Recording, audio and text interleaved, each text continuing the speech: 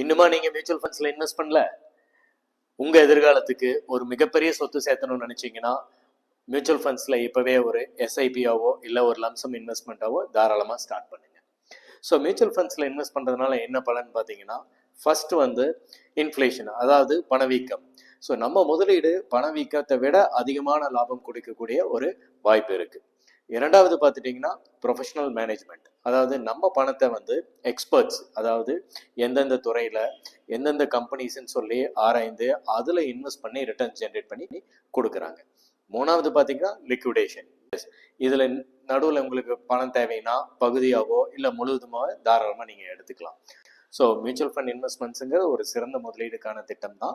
So இதை நீங்கள் ஒரு AMFI registered mutual fund distributor மூலயமா பண்ணுங்கள். இல்லைன்னா தாராளமாக எங்களை தொடர்பு கொள்ளுங்க, நாங்களும் உதவ தயாராக இருக்கிறோம்.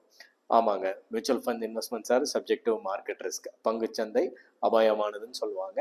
ஆனால் அதை எப்படி டைவர்சிஃபை பண்ணி இன்வெஸ்ட் பண்ணுறதுங்கிறத நம்ம தெரிஞ்சுக்கிட்டோம்னா கண்டிப்பாக இது ஒரு நல்ல திட்டமாக இருக்கும்.